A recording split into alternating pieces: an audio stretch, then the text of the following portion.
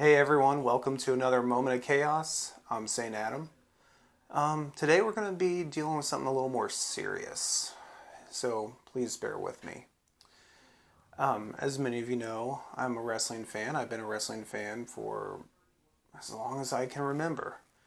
And we lost a wrestler this past week, Daphne, if you knew her from WCW or if you knew her from TNA. Daphne Younger, as she was called, has passed away.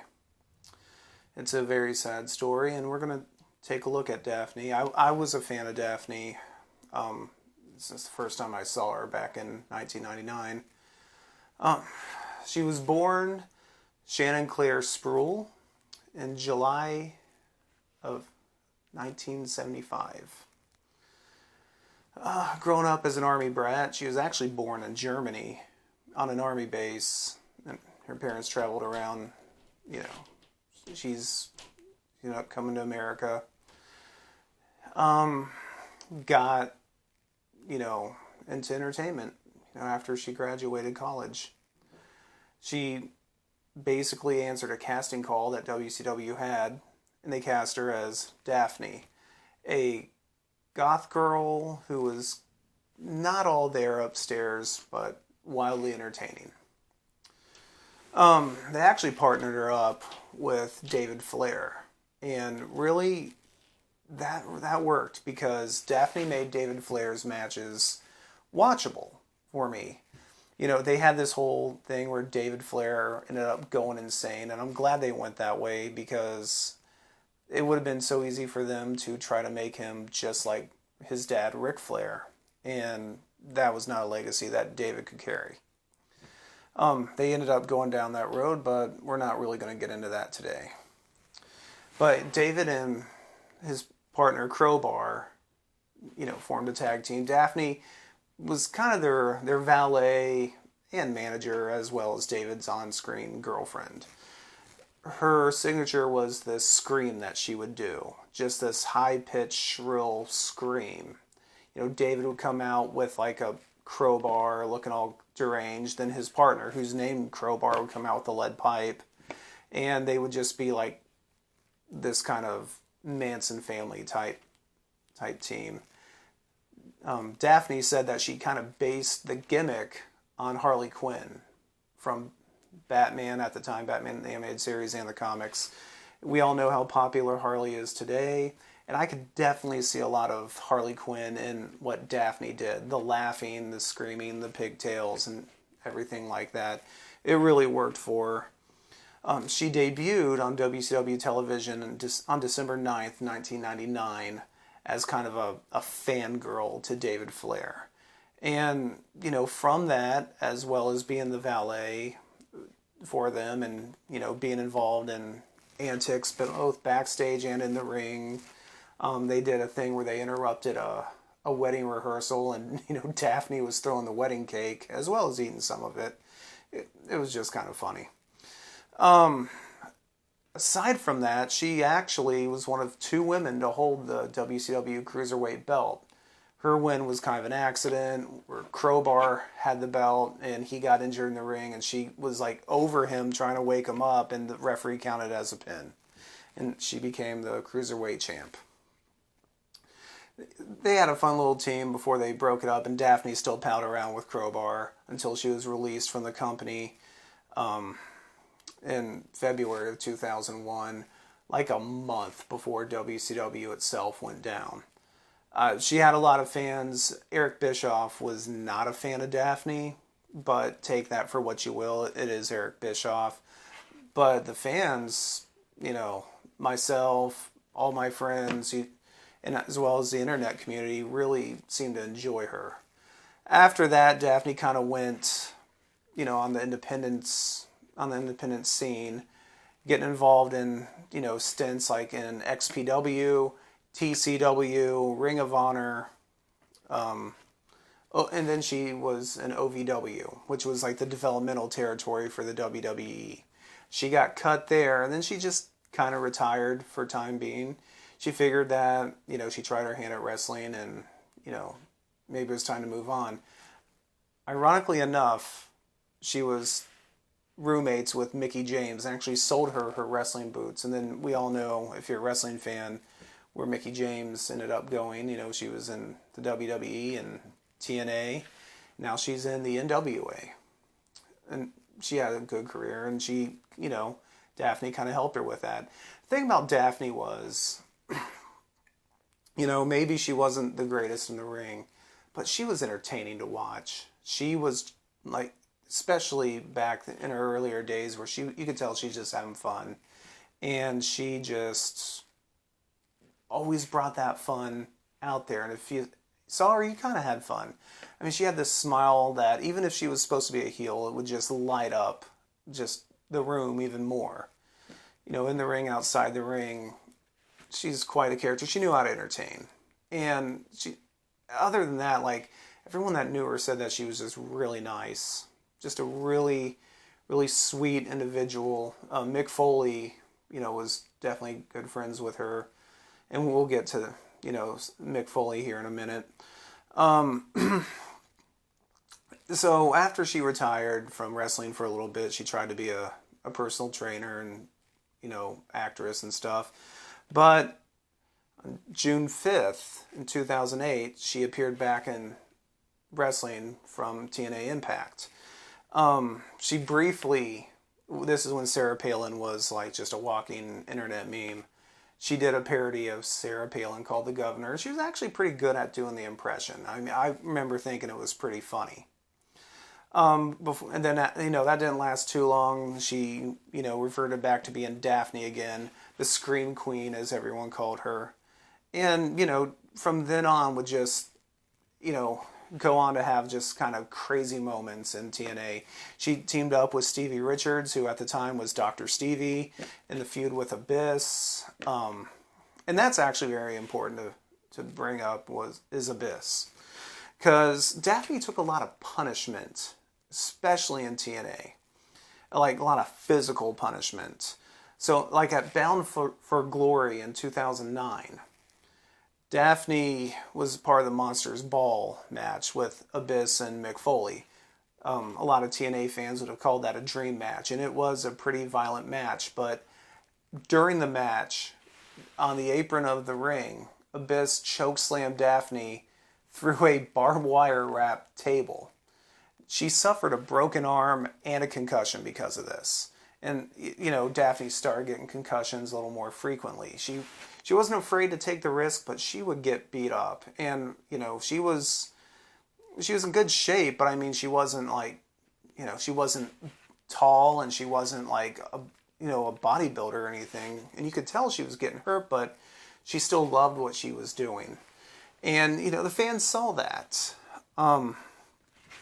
So, when she healed up from that, and like I said, she'd still get in physical things. She was part of the, at least the first women's First Blood match that I had ever seen. And less said about that match, the better. It wasn't a good one. It wasn't one of her shining moments. And it had fake blood in it. You could actually see the referee pass her the fake blood vial just to open it. But, Daphne soldiered on.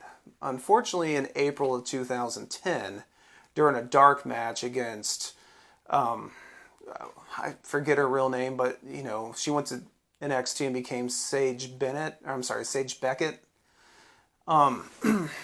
She got beat up really bad in that match. It was a tryout match for Sage. And this woman was taller than Daphne. This woman had to be, 240 pounds. And she was doing moves on a much smaller opponent that she probably shouldn't have done. She was trained at the school that the Dudley Boys owned. And I know if anyone's familiar with the Dudley Boys, they always had a very smash mouth style. And I could see them teaching all their students that in the ring. But Daphne got brutalized in this match. You could see Sage just like jumped on her, dove on her, and, she finished the match. After she finished the match, you could tell she was hurt. And, she ended up getting a severely bruised sternum, as well as a stinger. If anyone knows what a stinger is, it's a spinal injury.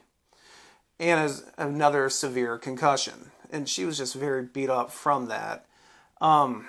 She wasn't the same. I mean, Mick Foley had come out and said Daphne wasn't the same after the Monsters Ball match, where she worked a little different. You could tell she, was still hurting from that match even years later. And then this did not help. It got to the point where she didn't feel she could wrestle anymore. And it's so funny because if anyone knows the history of TNA, especially at that time, that company was it was kind of a train wreck. And you can say what you will about WWE, and they deserve every bit of criticism they get, but TNA didn't even do wellness checks, drug tests, anything like that. And when Daphne's so beat up and hurt from doing this dark match, who I think any other wrestler could have probably done, like maybe want to get a bigger wrestler if you knew this woman wrestled like this. Daphne did them a favor. And, I mean, they signed her. They signed Sage Beckett. But Daphne was really hurt. And, she went to the doctor and she's, mounting medical bills. And, she's trying to get TNA to say, hey, I did you guys a favor. I'm beat up. I'm going to need some help with my medical bills. And Terry Taylor, of all people, said, you're pretty much on your own. You are an independent contractor, which, a lot of wrestlers get referred to as independent contractors. But let's be honest. If Kurt Angle suffered injuries in a tryout match, number one, that wrestler probably wouldn't have gotten signed. But also, they would have taken care of that. But since Daphne was lower on the totem pole, it's like they just didn't care. Yes, you went out. Yes, you tried to give this wrestler that we're interested in a good match, and you got hurt, but it's not really our problem. It's just kind of a shitty thing to do, and I'm not surprised that TNA did it. Well, getting to the point where Daphne really felt like, I'm out there, I'm hurting all the time, I can't wrestle anymore. I need surgery, I need something, and I can't afford it. TNA blew her off, so she filed a workers' comp claim. I know other people would have just, sued them straight up for, injury and everything like that. But Daphne was very smart in doing the workers' comp suit because she's trying to prove that wrestlers are more than just independent contractors. I mean, if you're an independent contractor, but you're signed to this contract with this company, and you can't, go book outside work unless they clear it, there's something wrong. And all the wrestling promotions have exploited this for years. So Daphne took him to court. And it really was an important kind of lawsuit because had she won that, then it would have changed the wrestling business, at least as we know it, at least how business is done. And TNA, has a history of that. There was another wrestler, I cannot remember his name. It's Jesse. Shoot, I can't remember his name. He got temporarily paralyzed. He got thrown out of the ring by Zema Ion, and the way he landed on his neck, watching that, you just knew something was wrong. And he was treated the same way. Daphne actually tried to get him to go in on the workers' comp suit with him. He turned her down. He didn't want to get into that. He was probably afraid because Daphne was probably going to be looking at getting blacklisted by some promotions. He didn't want to do that. She made TNA sweat. I really wish it had gone to court. It was settled outside of court on March 8th, 2013, and Daphne really legally wasn't allowed to talk about really much of the conditions or anything like that. It was settled for an unknown sum. It would have been, like I said, interesting had that gone through. So that was pretty much the end of Daphne's in-ring career. I always thought that she'd probably land in TNA as like some kind of personality. Be it a valet, a backstage type of personality, or whatever. She had a lot of entertainment value to what she did. And like I said, everyone just seemed to love her. I mean, unless you're in TNA management. Everyone really seemed to, think she was like just as nice as can be and friendly. And, they said she led with love. And, you can see in the pictures when she smiles and stuff like that, this was a caring individual. And it's just a shame how this ended. Aside from her wrestling career, I mean, her personal life, she married back in 1999. She married, what's his name? Rich Ward from Stuck Mojo. And they were married for about 4 years before they got divorced. So that was kind of cool. And then Stuck Mojo, if you know, it's connected to Jericho. And a lot of those members went on to be in Fozzy, at least the early incarnation of Fozzy, Jericho's band. So, I mean, there's a lot with Jericho and AEW. I really thought it was like a slam dunk to bring Daphne in. But you never really saw her back at any kind of big promotion. I mean, she would do FanFest. She would do streaming videos and stuff with other people. But you never got to see her make that comeback, at least on camera. And I kind of wish that happened. Unfortunately, we didn't get that. On September 1st, 2021, this is just really last week, Daphne posted a very disturbing video on her Instagram where she was distraught and sobbing, where it kind of sounded like she was reading a suicide note. And I know just by me saying that, the YouTube algorithm's going to freak out, but you know what? I don't care. I really don't. I was a fan of Daphne, and YouTube be damned, we're going to talk about Daphne and everything about her. So yeah, it was a disturbing video. I missed it because, I was not on the internet at the time, and I won't watch it now after what has happened, but she's very upset. She kept telling everyone, you have no idea how alone I am. I'm so alone. And I'm sorry. And it just kept spiraling down.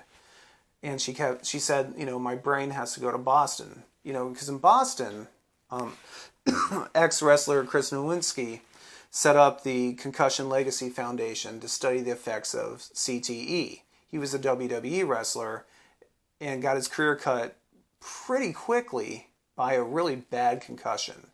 And he helped go on to study the effects of concussions, and some of his work was kind of echoed in that Will Smith movie. Not that that was solely his work. I mean, that character Will Smith played in the movie Concussion, was studying the same thing, and there was a lot of cross-referencing that Chris did with a lot of this stuff.